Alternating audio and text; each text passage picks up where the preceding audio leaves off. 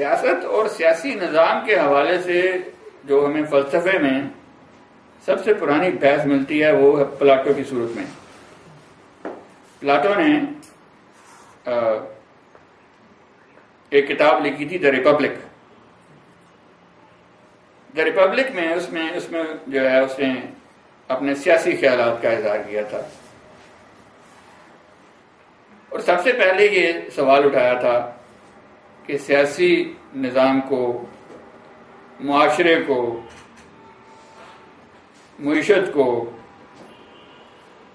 حتیٰ کہ ڈیفنس کو کیسے اسٹرانگ کیا جا سکتا ہے، معاشرے کو اور ریاست کو کیسے مضبوط بنیادوں پہ کھڑا کیا جا سکتا ہے، ایسا معاشرہ کیسے پیدا کیا جا سکتا ہے جس پہ انصاف ہو.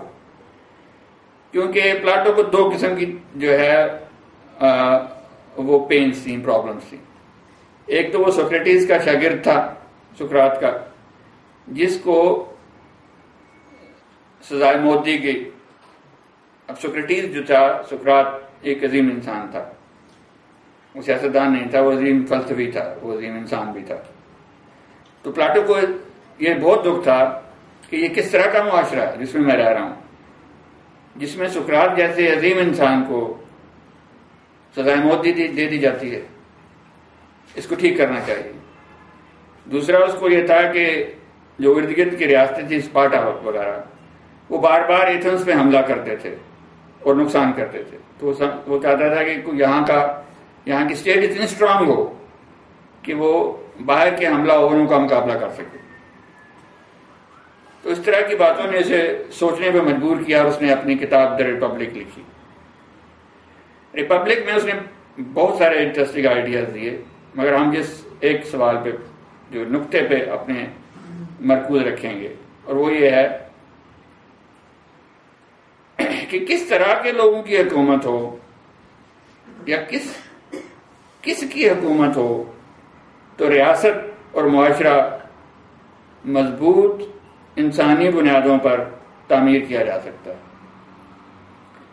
اس کا اس نے جواب دیا کہ فلسفی کو حکمران ہونا چاہیے، فلاسفر کنگ.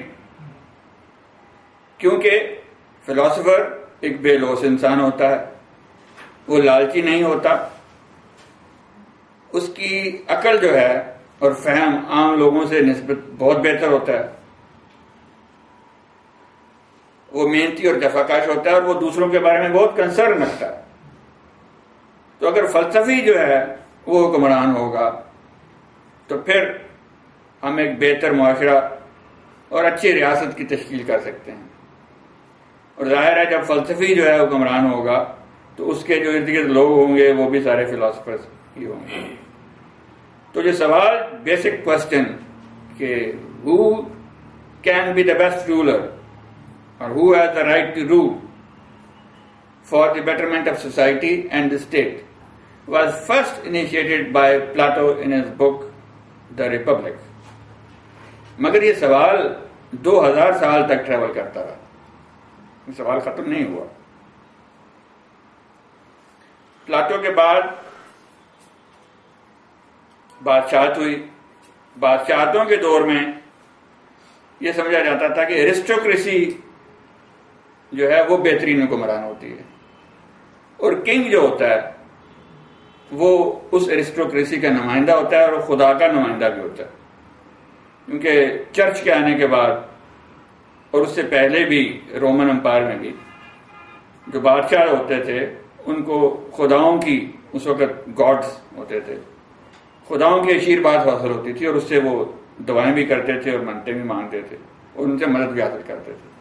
پھر کرسچینٹی آ گئی تو پھر کرسچین گاڈ جو ہے وہ بادشاہ سلامت کی حفاظت پہ مأمور ہو گئے، اور سمجھا یہ جاتا تھا کہ بادشاہ سلامت اس لیے بادشاہ ہیں کہ اس میں خدا کی مرضی شامل ہے. اور ایرسٹوکریسی جو ہے that is the best possible solution for governance. تو سوال یہی رہا کہ who has the right to rule, and aristocracy has the right to rule, and king represents the aristocracy, and king is also somebody who is being blessed by the God. Industrial revolution کے بعد پھر سے یہ مسئلہ پیدا ہوا تو اس دفعہ کارل مارکس نے اسی سوال کو اپنے انداز میں حل کیا. سوال وہی تھا کہ who has the right to rule اور who can be the best ruler. Karl Marx کا خیال تھا کہ اگر پرولتاریا کی حکومت ہوگی، اگر مزدوروں کی حکومت ہوگی اور ان میں سے مزدور اپنا ایک نمائندہ انتخاب کریں گے تو پھر ریاست کا نظام، معیشت کا نظام، انصاف کا نظام بہتر انداز میں چلایا جا سکتا ہے، کیونکہ غریب کا دکھ غریب سمجھتا ہے، اور اگر غریب حکومت کریں گے تو وہ غریبوں کی بہتری کے لیے حکومت کریں گے. مگر تاریخ نے یہ ثابت کیا کہ یہ ضروری نہیں ہے کہ غریب جب حکومت کرنے لگیں تو وہ غریب ہی رہ جائیں، وہ امیر بھی ہو سکتے ہیں، کیونکہ ان کے پاس اختیارات آ جاتے ہیں، ریاست کے سارے وسائل آ جاتے ہیں، اور وہ ڈکٹیٹرز بھی بن سکتے ہیں، اور وہ اپنی ساری طاقت جو ہے وہ لوگوں سے لے کے بیوروکریسی کو بھی دے سکتے ہیں.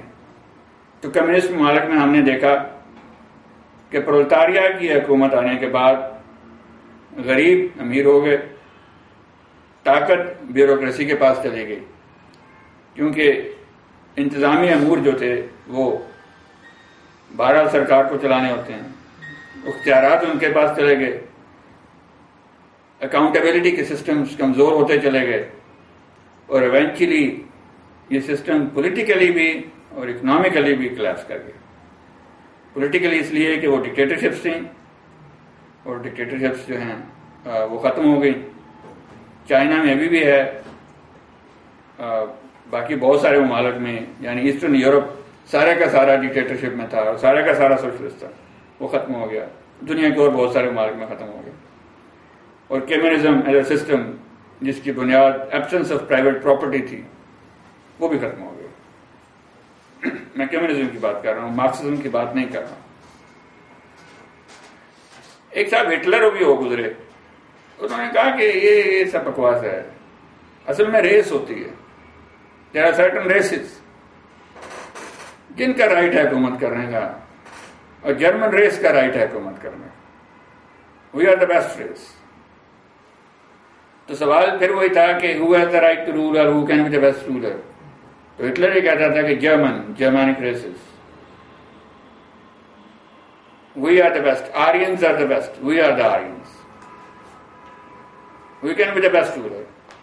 اور جرمنی میں جو کچھ ہوا وہ اب دہرانے کی ضرورت نہیں ہے، اس پہ تو جرمن خود شرمندہ ہے، یہ ہم سے کیا ہو گیا، یہ ہم نے کیا ظلم کر دیا.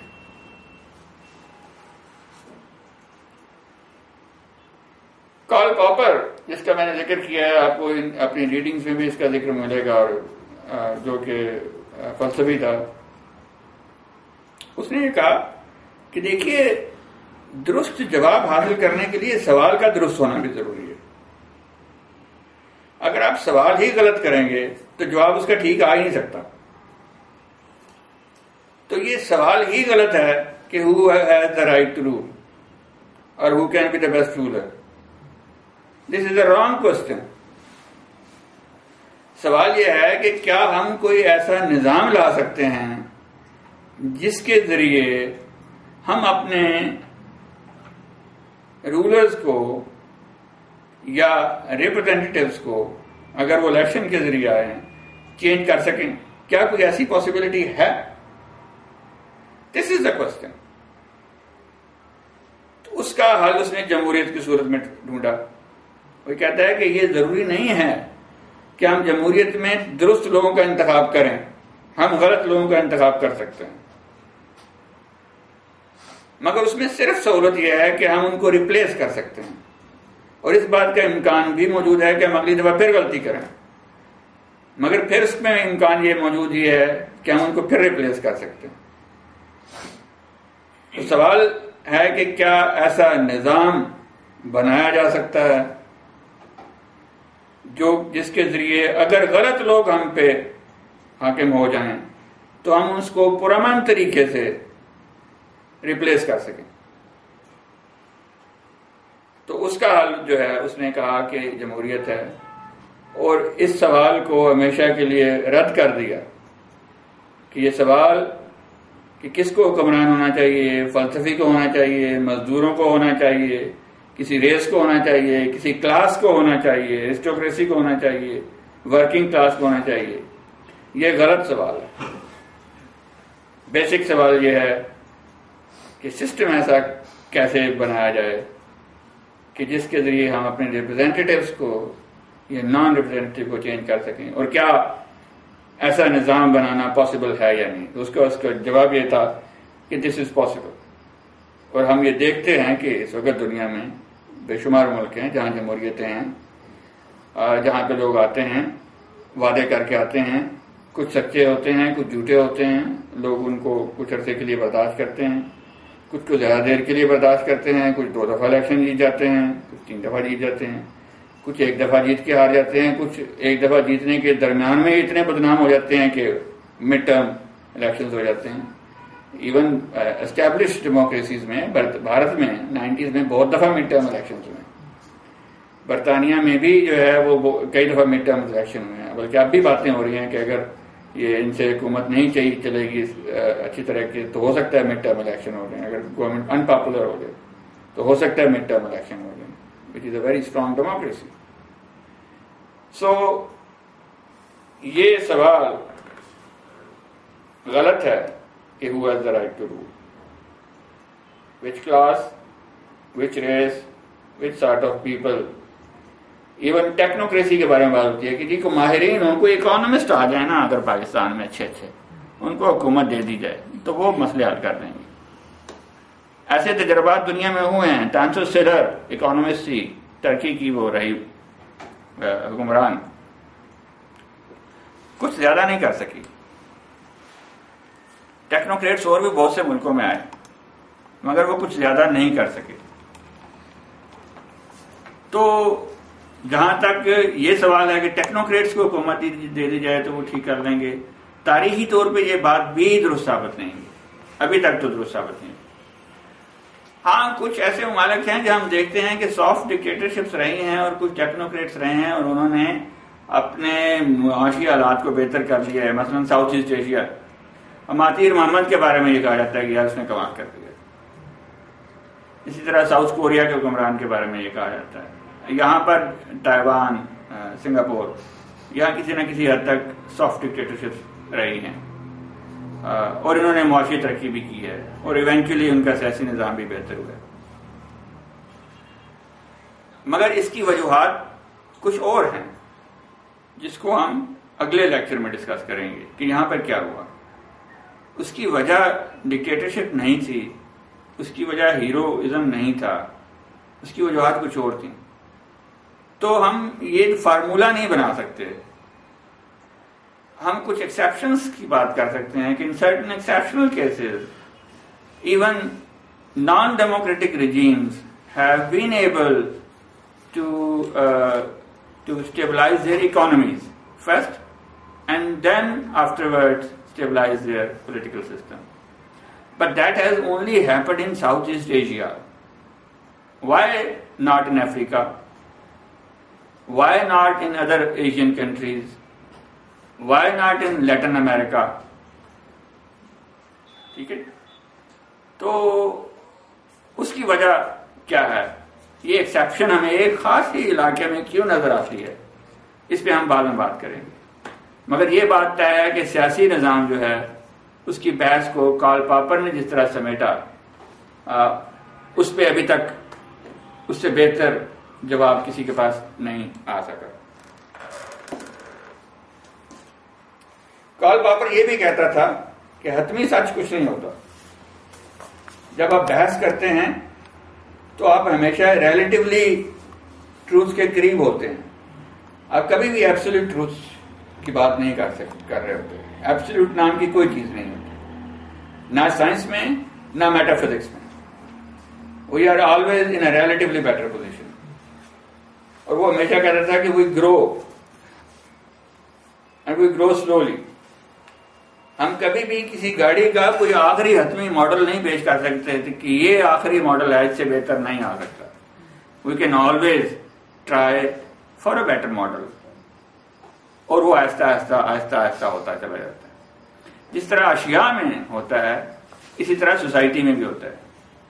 کہ سوسائٹی بھی جو ہے وہ آہستہ آہستہ بہتر ہوتی چلی جاتی ہے. ہم یہ ایبسلیوٹ آئیڈیلزم کی بات نہیں کر سکتے. جب بھی ہم ایبسلیوٹ کی بات کریں گے نالج میں یا پالیٹکس میں، ہم لامحالہ ڈکٹیٹرشپس کی طرف جائیں گے. کیونکہ جو شخص یہ کہتا ہے کہ میں نے سچ کو پا لیا اور یہ دس از دا ٹروتھ، پھر وہ یہ رائٹ بھی حاصل کر لیتا ہے کہ اب تمہیں بات کرنے کی اجازت نہیں ہے کیونکہ ٹروتھ تو پتہ چل گیا. اور جب یہ کہتے ہیں کہ یہ جو ہمارا جو پولیٹیکل سسٹم ہے this is absolutely correct and there is no need to reform, تو پھر ڈکٹیٹرشپ آ جاتی ہے. تو سیاست میں بھی اور علم میں بھی ایبسلیوٹ نہیں ہوگا، ریلیٹیولی بہتر سچویشن ہوگی. تو تمام تر سیاسی عمل جو ہے وہ کم تر برائی کے انتخاب کا نام ہے. ایبسلیوٹ سچائی کی بات کرنے والے، ایبسلیوٹلی کریکٹ اور پرفیکٹ نظام کی بات کرنے والے لامحالہ ڈکٹیٹرشپس کی طرف ہی جاتے ہیں.